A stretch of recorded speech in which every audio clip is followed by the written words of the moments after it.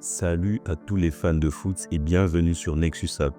Aujourd'hui, on part pour un voyage extraordinaire dans l'histoire des Léopards de la République démocratique du Congo. Une équipe qui, malgré les tempêtes politiques, les difficultés sociales et les obstacles sportifs, s'est forgée une légende sur le continent africain.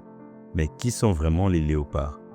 Comment une équipe d'Afrique centrale, souvent dans l'ombre des géants du football africain, est-elle devenue l'une des plus respectées et redoutées du continent? Accrochez-vous, car voici le parcours fascinant, parfois bouleversant, souvent héroïque des Léopards. Des années 60 à l'ère moderne. Mais avant tout, n'oubliez pas de liker, de vous abonner et partager cette vidéo si vous voulez plus d'histoires inspirantes comme celle-ci. Tout commence bien avant le maillot bleu, sous un autre nom, dans un pays qui s'appelait encore le Congo belge. Le football fut introduit par les colons européens au début du XXe siècle. Très vite, les Congolais adoptent ce sport comme leur propre langage, une passion collective. Après l'indépendance en 1960, l'équipe nationale prend forme, mais à cette époque, elle n'a encore rien gagné. C'était une équipe en construction, composée de joueurs talentueux mais manquant d'expérience internationale. Ce n'est qu'en 1965 que la Fédération congolaise de football prend pleinement son envol, ouvrant la voie à un demi-siècle de rivalité, de triomphe et d'enseignement. Alors que certaines nations africaines gravitaient autour de l'élite du continent, la RDC peinait à imposer son style de jeu sur la scène internationale, jusqu'à ce que tout bascule dans les années 60. L'année 1968 marque un tournant.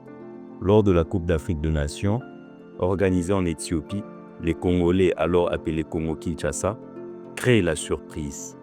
Après des matchs intenses en phase de groupe, ils atteignent la finale face au Ghana, une équipe alors très respectée dans le football africain.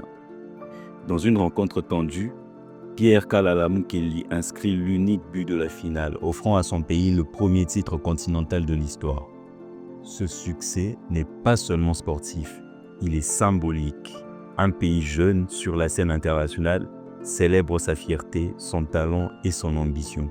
Sur le terrain, les Léopards affichent une défense solide, un milieu dynamique et une attaque percutante. Mais plus que les tactiques, c'est l'esprit collectif et la détermination qui font vibrer les cœurs des supporters congolais. Le football devient un véritable langage national. Si l'année 1968 fut un sommet, 1974 sera une véritable légende vivante. Le pays change de nom pour devenir le Zaïre et l'équipe continue d'impressionner en Afrique. Cette fois-ci, ils écrasent leurs adversaires jusqu'à atteindre une seconde finale de la CAN en Égypte. La finale face à la Zambie restera l'un des matchs les plus spectaculaires de l'histoire du football africain.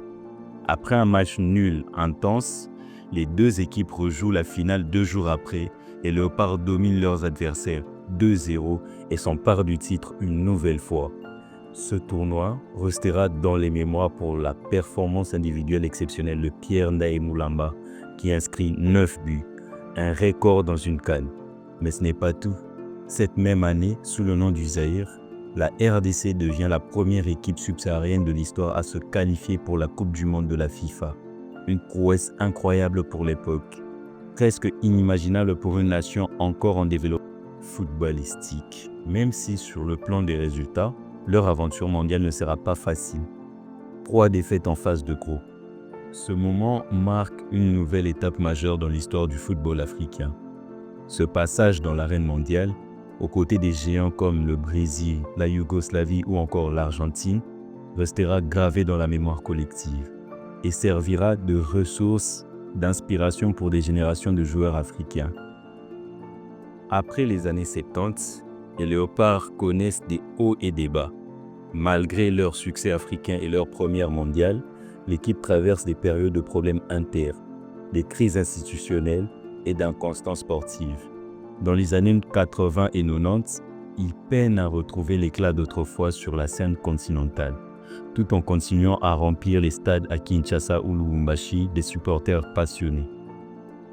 Ils réussissent néanmoins des retours marquants à la CAN, comme une 3e place en 1998, preuve que le talent, même dispersé, finit toujours par briller.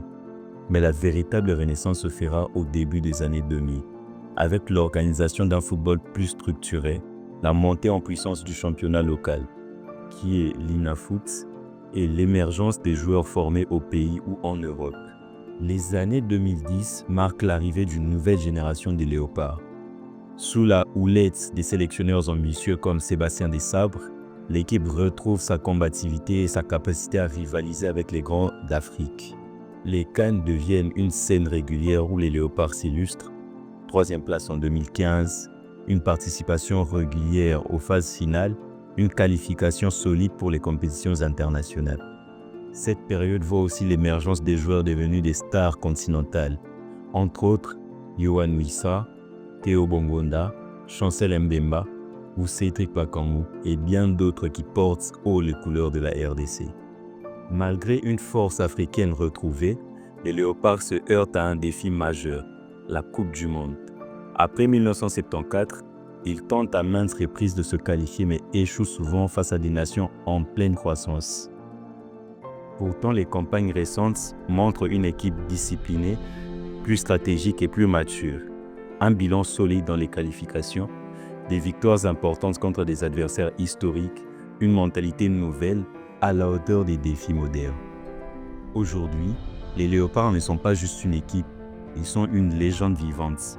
Ils participent régulièrement à la CAN, marquent des buts, gagnent des matchs et inspirent un pays tout entier. L'année 2025-2026 est particulièrement enthousiasmante, avec une qualification solide pour la CAN et une chance réelle de briller sur la scène mondiale dans les éliminatoires du Mondial 2026. Les supporters congolais sont partout, dans les stades, sur les réseaux et dans les rues, faisant vibrer l'Afrique entière avec leur passion unique. De l'esprit d'indépendance des années 60 au succès africain des années 70, des périodes de transition aux renaissances modernes. L'histoire des léopards est une véritable épopée humaine et sportive. Les léopards n'ont pas seulement joué au football, ils ont écrit l'histoire, inspiré les générations et montré comment une équipe peut devenir un symbole national malgré les tempêtes. Alors que l'Afrique continue d'évoluer dans le football mondial, un nom restera toujours gravé dans les mémoires, les léopards de la RDC, un club national qui a prouvé que le cœur, la résilience et la passion peuvent conquérir les plus hauts sommets.